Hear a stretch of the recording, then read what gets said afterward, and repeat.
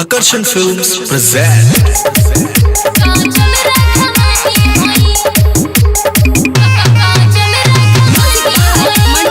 DJ विकास सिमरही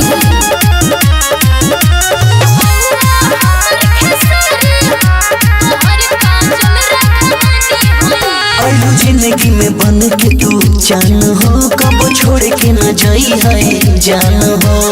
अच्छा ये बात बा जिंदगी में बन के तू जान हो, कब छोड़ के न जाई है जान हो। नहीं अक्षरा नहीं अमर पाली, नहीं महल के रानी हो रानी हो। हम हाय तोहर खेसारी तू, अच्छा हमार काजल राघवानी हो। तू हो हमर खेसारी, हम तोहर काजल राघवानी होई। बुझला काजल राघवानी होई।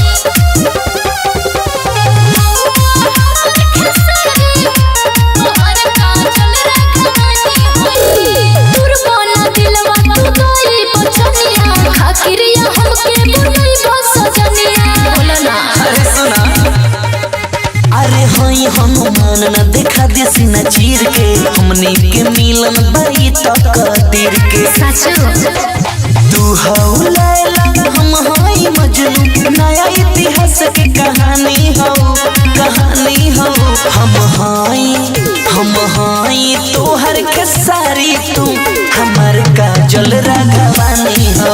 तू हो हमर खेसारी, हम तोहर काजल राघवानी होई। काजल राघवानी होई।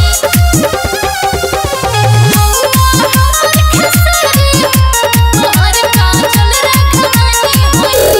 कोरा दिया है कि तू तो यारी, बुझाना बाटे हो बोले बिहारी। अरे बुझतानी, अरे सुना, श्रद्धा सने ही तनी कर तू बेट हो, शिवम बावाली से देखावतानी डेट हो। ए सुन ना हम हाई भंवरा तू हो कली, हम दरिया तू पानी हो पानी हो।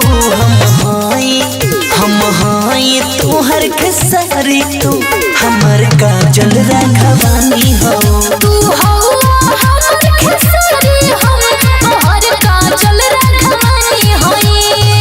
रिया रिकॉर्डिंग स्टूडियो नरकटियागंज।